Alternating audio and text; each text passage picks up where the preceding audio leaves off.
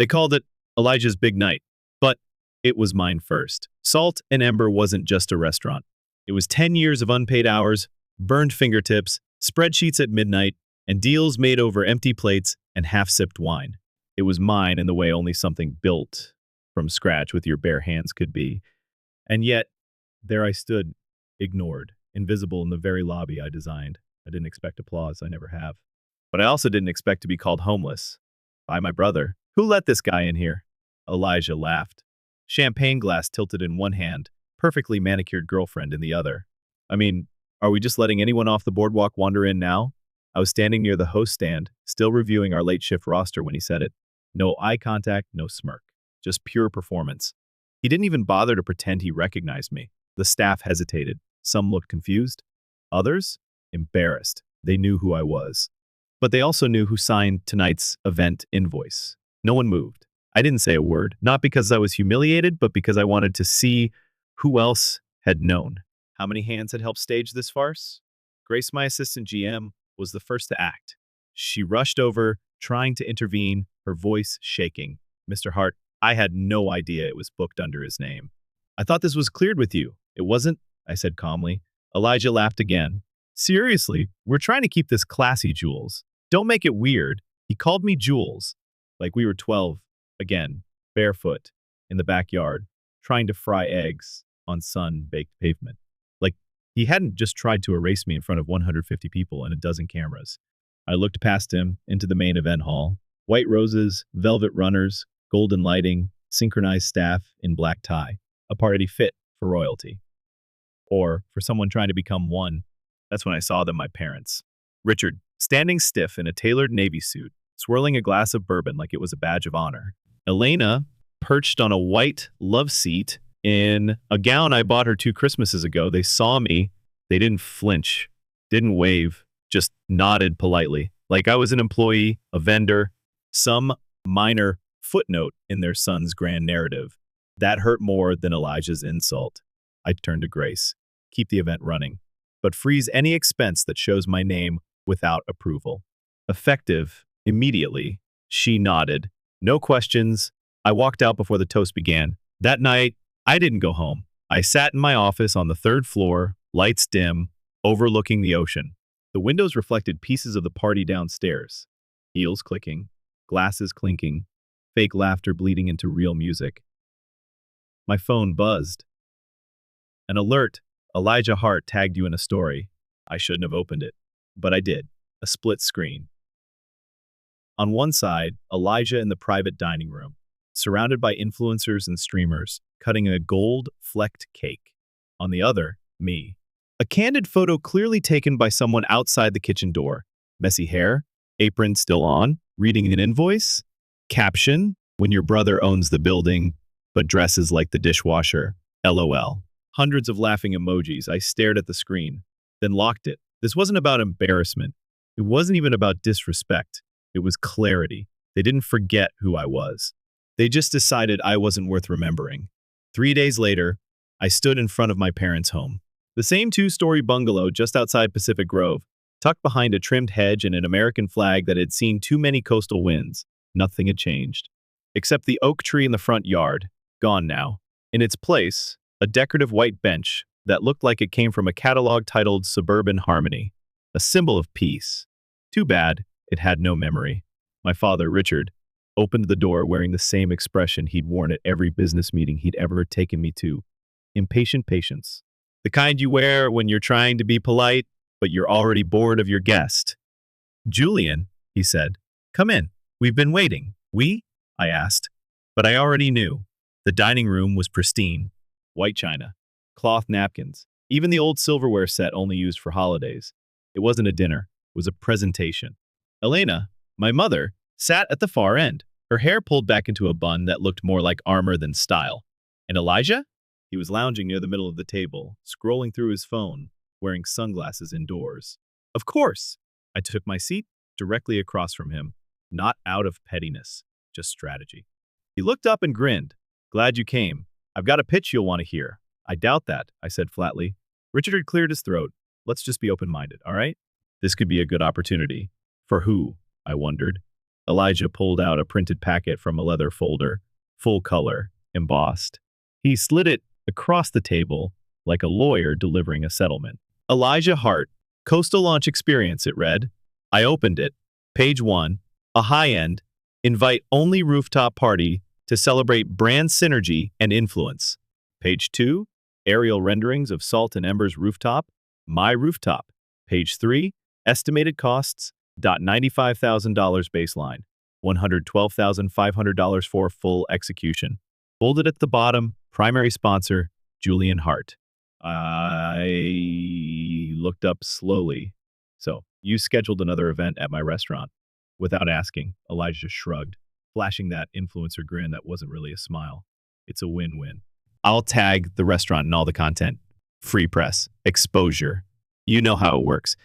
And you just assumed I'd pay. You're already successful. You barely even post online. You've got the space, the brand. I've got the reach. This is marketing, Jules. Big picture thinking. I turned to my father. He was buttering a piece of bread like it was the most urgent task on earth. Elijah has a point, Richard said after a pause. It's not unreasonable to help your brother make something of himself. He can make something on his own budget, I replied. Not mine. My mother finally spoke. You're the eldest, Julian. You've always had a responsibility to the family. This is just one more moment to support that. No, I said. This is another moment where you expect me to pay for Elijah's image while pretending it's family unity. The room tensed. Don't be dramatic, Elijah laughed. It's a party, not a merger. It's fraud, I replied. You used my name for financial guarantees. He scoffed. It's not that serious. It is, I said quietly. It's very serious. My father sighed. You've always been so rigid. Why is it so hard for you to be generous without keeping score? I stared at him, and for the first time, I realized something that shook me. They didn't see what they were doing as wrong, not truly. Because to them, I wasn't a person. I was a ledger. Elijah leaned back in his chair. You're acting like I'm asking for blood. You drive a 10-year-old car, Jules. You wear black every day. What else have you been spending your money on? I smiled. Cold, controlled, security. He blinked. Legal, financial, emotional. You should try it sometime. My mother sighed, the kind of long, disappointed sigh that used to cut me when I was younger. You've changed, she said softly. I stood. No, I replied. I've stopped pretending this is love. No one stopped me as I walked out. But just before the door shut behind me, I heard my father mutter something under his breath. He's always been difficult. Money just made him colder. I didn't turn around, because in that moment, I wasn't their son. I was the liability who refused to pay up. The next morning, I sent 2 emails before I even brushed my teeth. One to my attorney. Subject: immediate asset review revoke. All shared access. Audit current financial authorizations. Assume breach. Confirm direct control on every business and personal account. Effective immediately. And another to Graham, my operations manager. Subject: urgent, external booking freeze. Until further notice, no events or promotional partnerships may proceed without written confirmation from me personally. Flag any unusual activity, especially involving the rooftop calendar. This wasn't paranoia. It was self-preservation. Elijah had already proven he'd hijack my business identity if he thought it made him look good. The fact that he sent me an invoice without consent meant one thing. He didn't expect me to fight. He expected me to pay. And worse, he expected me to stay quiet. That afternoon, I was in a vendor meeting on the 3rd floor when Graham knocked lightly and entered without waiting. He never did that. You'll want to see this, he said, placing a manila envelope on my desk. There was no return address, but I didn't need one. Inside, a printed event proposal from Vox Lux Agency, one of the most expensive boutique PR firms on the West Coast. At the bottom of the glossy event summary, Julian Hart, financial guarantor signature required. November 3rd failure to confirm will result in contractual default for the event's primary host, Elijah Hart. I let out a breath, laughed. Once. This wasn't just another ask, this was leverage. Elijah hadn't just assumed I'd pay. He tried to lock me in. Legally. Silently. Grace, my assistant, appeared at the door just as I finished flipping the pages. She must have heard. Do you want to shred it? She asked. I shook my head. Label it. Under what? Financial abuse. I pulled open my drawer and started scanning the documents into a new digital folder. Elijah. Unauthorized agreements subfolders. Legal impositions. PR, contractual overreach, social media defamation. Every page went in. Scanned, tagged, dated. This wasn't revenge. This was record keeping. For the first time, I realized that protecting myself from my family wasn't about confrontation. It was about documentation. There would be no shouting match, no dramatic expos, no explosive fight at Thanksgiving, just evidence. Cold, clean, professional. 3 days later, I received a text from my mother. Elijah said you haven't responded. He only wants to make a beautiful memory. Please don't overreact. I didn't reply. I added the message to the file. Emotional manipulation. Family guilt tactics. That same day, Salt and Ember prepared for a wedding proposal dinner on the upper terrace. Sunlight poured through the curved glass railings. The ocean glittered. And downstairs, Elijah arrived, unannounced. Not through the main entrance. Through the event loading dock. Graham flagged him on the monitors. Do I shut it down? He asked. No, I said. Let him through. I wanted him to see me standing in the middle of the world he thought he could use.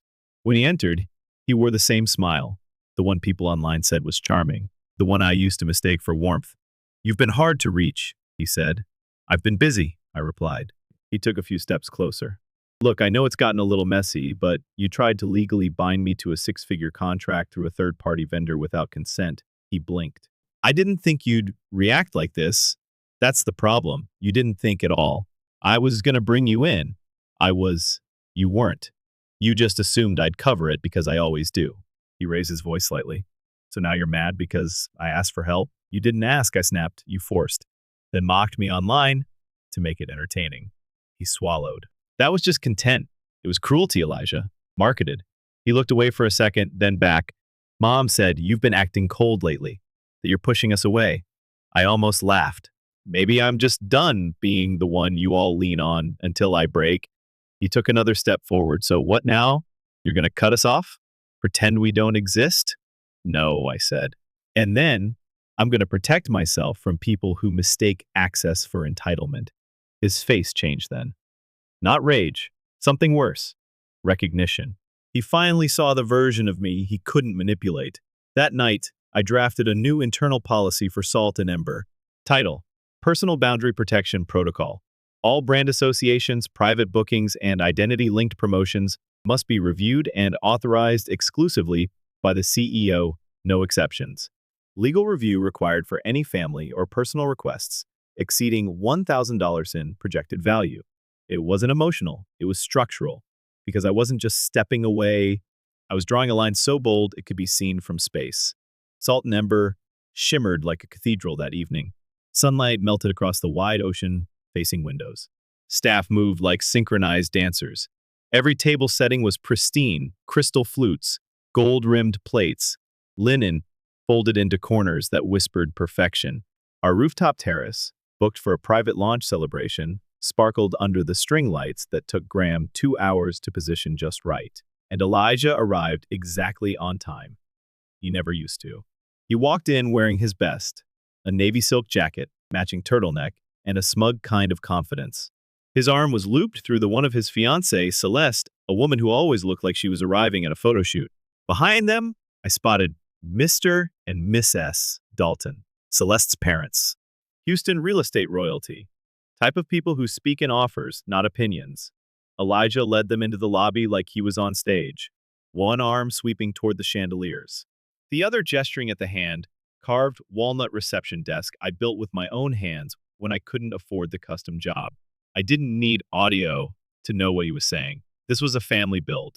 We're all in hospitality. It's in our blood. A lie, but a polished one. He pointed at a sculpture near the stairs, something I commissioned from a local artist, something he once called a twisted metal fork. I waited at the top of the staircase until I saw Celeste's father stop walking. He was scanning the details, the walls, the finishes, assessing the numbers behind every inch.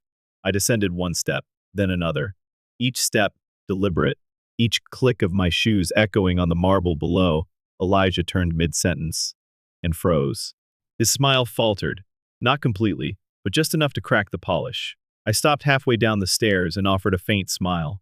Welcome to Salt and Ember, I said clearly, my voice low but unwavering. I'm Julian Hart, founder and executive chef. Miss S. Dalton blinked. You're the owner? I stepped down another stair. From the ground up, every detail, every recipe, every inch. Celeste's parents exchanged a look. Elijah cleared his throat. Yeah, Jules is my brother. This is all family run. We're super tight. Interesting, Miss S. Dalton replied, because we were told this was an exclusive partnership between Celeste and your hospitality group, which doesn't exist, I said, evenly. There is no joint venture, no partnership, no official affiliation. Then I turned to Elijah, and no authorized event. His jaw tightened. I continued. The booking came through an outside vendor. No internal confirmation. The name on the invoice was mine, but I never signed. The silence was immediate. Miss S. Dalton's brows furrowed. Mr. Dalton took a slow step back. Elijah tried to laugh. This is just a misunderstanding. Julian's a little old school with approvals. I stepped closer.com, controlled. No misunderstanding. You use my brand, my property, my identity without permission. His eyes burned. Are you seriously doing this now? In front of the people you lied to? I said. Yes. Graham appeared at my side like clockwork. Mr. Hart, he said softly, the rooftop is ready for your final walkthrough. Thank you, I replied. Then I turned to the Daltons. Would you like a tour of the actual space before it's potentially withdrawn from future bookings? Miss S. Dalton's lips curled. Absolutely. Celeste looked like she might cry. Elijah didn't move. Not a word. Not a step. Just watched as I turned and led the very people he tried to impress away from him, toward the space he thought he'd quietly stolen. We didn't speak again that night. He didn't try. Instead, the next day, a video surfaced. It came from a private influencer group, but nothing stays private for long. Elijah, pacing on a beach, shirt half unbuttoned, eyes red from either ocean spray or guilt. A phone recording propped somewhere too perfect to be candid. I made mistakes, he said. I overreached. I let ambition drive decisions that should have come from integrity. I know I hurt someone I love. No name, no tags, but everyone knew. The comments were a storm. So, your brother owns the place? And you tried to upstage him? He handled it like a boss. That's the energy I'm taking into 2025 Julian Hart vibes. I didn't reply, didn't share, didn't clap back. Instead, I reviewed the next month's vendor list. We were booked solid. A spike in high-profile dinner requests. A 12% bump in our media inquiries. One comment from a Dalton assistant stood out. Julian Hart, professional, composed, unapologetically clear. A rare kind of leadership. I read it twice, not out of ego, out of peace. Because for once, I wasn't just weathering a storm. I was walking through it, dry, intact, and finally, seen. The silence after Elijah's apology video was louder than any confrontation. He didn't text, didn't call, no half-hearted attempt to meet, no damage control.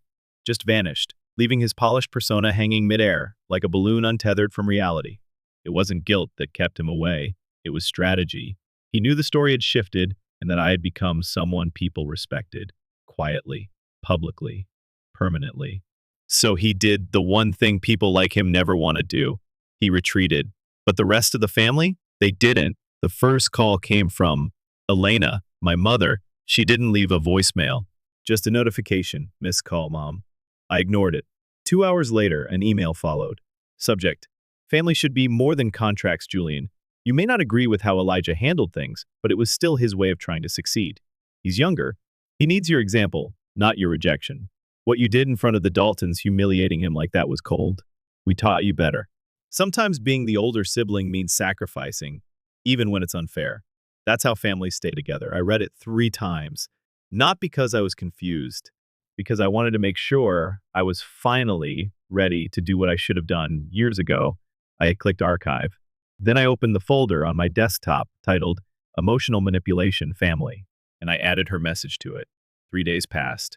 No more calls, no more drama. The restaurant ran smoothly. Graham had full control of operations, and bookings had hit an all-time high. Our private rooftop dinners were now waitlisted 3 months out. I spent most of my mornings reviewing expansion plans for a second location in Carmel Valley. It was simple, clean, quiet. And then Richard called. I recognized the number. Even remembered how it used to show up on my phone in college, always when he needed something. This time, I answered. Julian, he said, like the word itself was an inconvenience. I think we need to talk. I don't, I replied. There was a pause. This can't be how you want things to end. No, it's how I want them to begin, he scoffed. By walking away from your own blood? By walking away from being your backup plan? His voice dropped lower. You've always been dramatic. No, I said.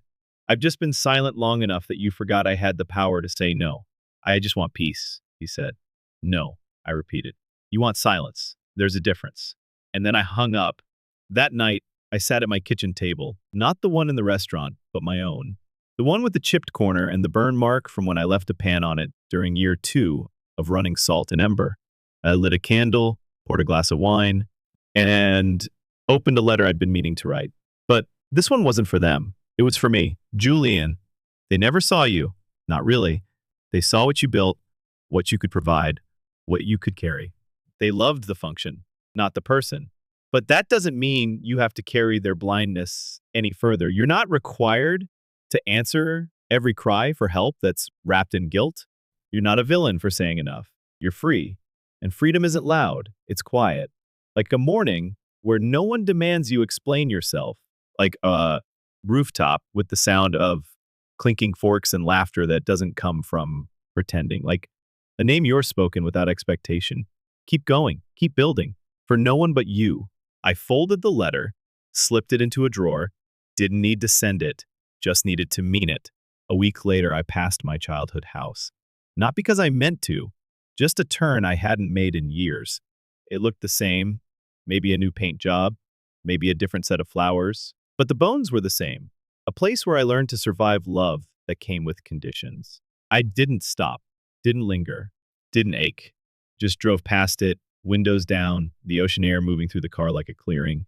Then, one morning, it happened. Graham came into my office holding a sleek tablet, no words, just a nod. He handed it to me. A social clip. Elijah. In a kitchen that wasn't his. Sitting at a borrowed bar stool, hair perfectly tousled, voice softer than I remembered. I used to think my brother was just cold. Calculated. Controlling. But now I see, maybe he was just tired of being taken for granted. No hashtags, no links, no product mentions, just that. I watched it once, then deleted it.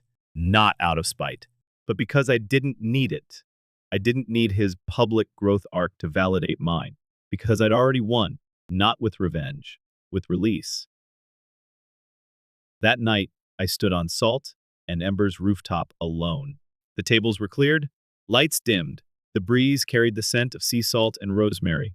I looked out over the water and said, not aloud, but to the wind itself, I'm done playing small to be accepted. There was no applause, no camera, no witness, just the quiet exhale of a man who finally understood. Peace doesn't come when they finally apologize. It comes when you stop needing them to.